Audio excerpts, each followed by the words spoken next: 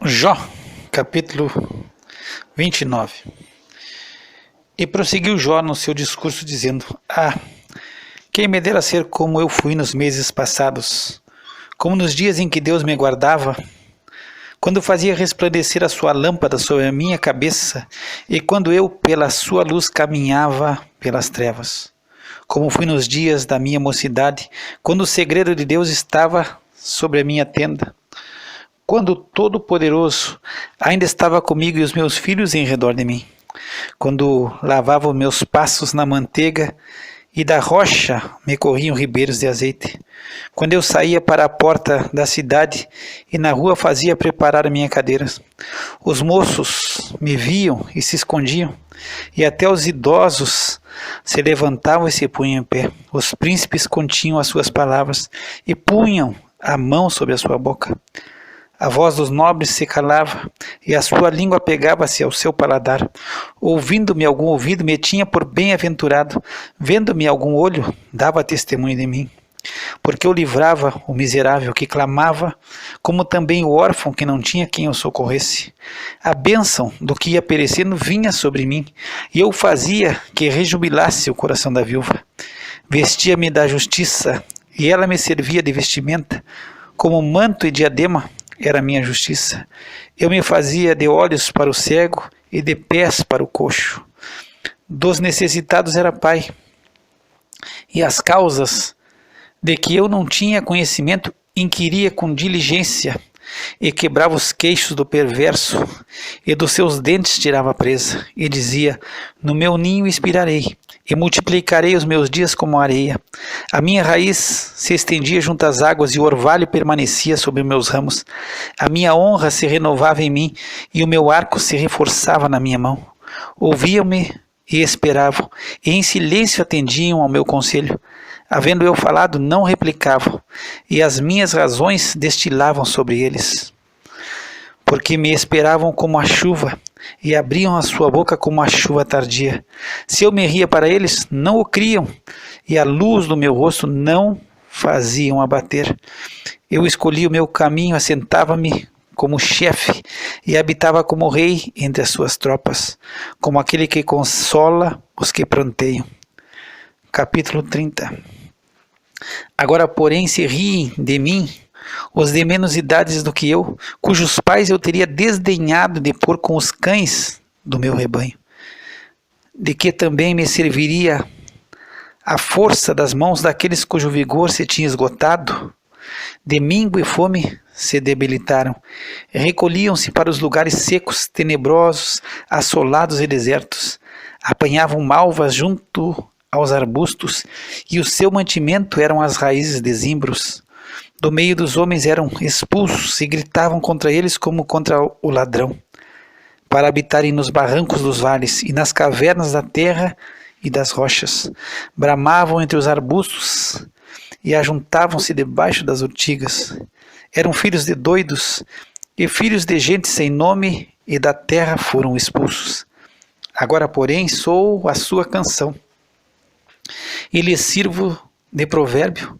Abominam-me e fogem para longe de mim, e no meu rosto não se privam de cuspir, porque Deus desatou a sua corda e me oprimiu.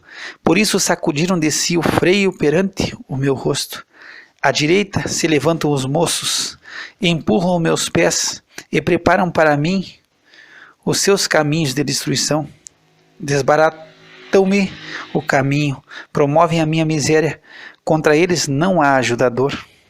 Vêm contra mim como por uma grande brecha, e revolvem-se entre a assolação.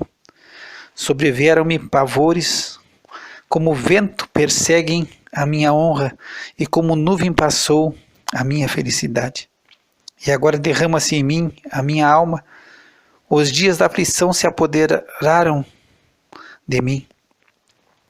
De noite se me transpassam os meus ossos, e os meus nervos não descansam. Pela grandeza do meu mal está desfigurada a minha veste, que como a gola da minha túnica me cinge. Lançou-me na lama, e fiquei semelhante ao pó e à cinza. Clamo a ti, porém tu não me respondes. Estou em pé, porém para mim não atentas. Tornaste-te cruel contra mim. Com a força da tua mão resistes violentamente.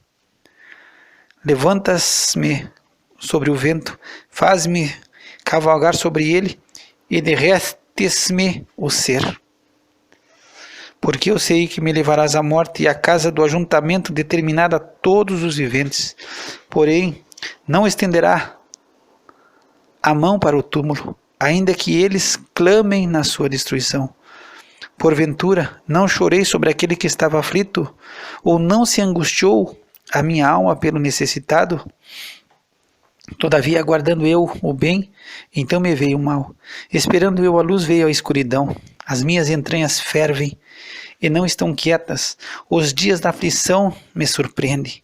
Denegrido ando, porém não do sol. Levantando-me na congregação, clamo por socorro. Irmão me fiz dos chacais e companheiro dos avestruzes. Enegreceu-se a minha pele sobre mim, e os meus ossos estão queimados do calor.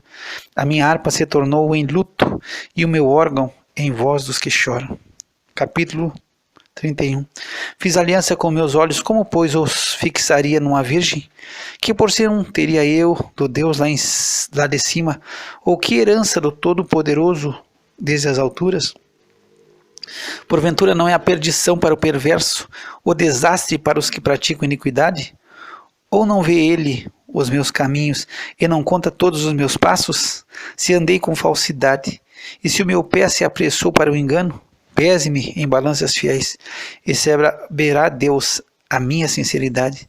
Se os meus passos se desviaram do caminho, e se o meu coração segue os meus olhos, se as minhas mãos se apegou qualquer coisa, então semei eu e outro coma, e seja a minha descendência arrancada até a raiz.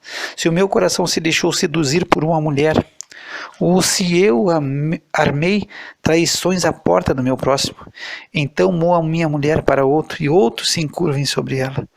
Porque é uma infâmia, e é um delito pertencente aos juízes, porque é fogo que consome até a perdição, e desarraigaria toda a minha renda. Se desprezei o direito do meu servo, da minha serva, quando eles contendiam comigo, então o que faria eu quando Deus se levantasse? E inquirindo a causa, que ele responderia? Aquele que me formou no ventre, não o fez também a ele? Ou não nos formou do mesmo modo na madre? Se retive o que os pobres desejavam, ou fiz desfalecer os olhos da viúva, ou se sozinho comi o meu bocado, e o órfão não comeu dele? Porque desde a minha mocidade cresceu comigo como com seu pai, e fui o guia da viúva desde o ventre da minha mãe. Se alguém vi perecer por falta de roupa e ao necessitado por não ter coberta, se os seus lombos não me abençoaram, se ele não se aquentava com as peles dos meus cordeiros, se eu levantei a minha mão contra o órfão, porquanto na porta via a minha ajuda, então caia do ombro a minha espádua e separe-se o meu braço do osso, porque o castigo de Deus era para mim um assombro, e eu não podia suportar a sua grandeza.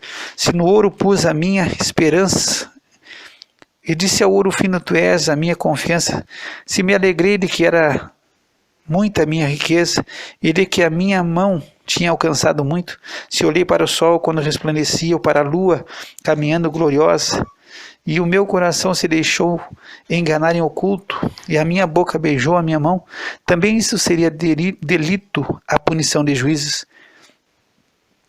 Pois assim negaria a Deus que está lá em cima. Se me alegrei da desgraça do que me tem ódio, e se exultei quando o mal o atingiu, também não deixei pecar a minha boca desejando a sua morte com maldição. Se a gente da minha tenda não disse, quem nos dará da sua carne? Nunca nos fartaríamos dela. O estrangeiro não passava a noite na rua, as minhas portas abria ao viandante. Se como Adão encobri as minhas transgressões, ocultando meu delito no meu seio, porque eu temia a grande multidão e o desprezo das famílias me apavorava, e eu me calei e não saí da porta, quem me dera que me ouvisse. Eis que o meu desejo é que o Todo-Poderoso me responda, e que o meu adversário escreva um livro. Por certo que o levaria sobre o meu ombro, sobre mim o ataria por coroa. O número dos meus passos lhe mostraria, como príncipe me chegaria a ele. Se a minha terra clamar contra mim, e se os seus sucos juntamente chorarem, se comi os seus frutos sem dinheiro e sufoquei a alma dos seus donos, por trigo me produza cardos, e por cevada joio, acabaram-se as palavras de Jó. Capítulo 32. Então aqueles 3 homens cessaram de responder a Jó, porque era justo aos seus próprios olhos.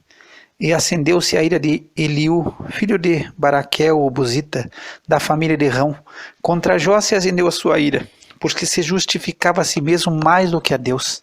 Também a sua ira se acendeu contra os seus 3 amigos, porque não achando o que responder, todavia condenavam a Jó. Eliú, porém, esperou para falar a Jó, porquanto tinham mais idade do que ele.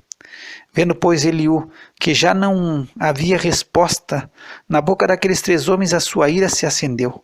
E respondeu Eliú, filho de Baraquel, o Buzita, dizendo: Eu sou de menos idade, e vós sois idosos.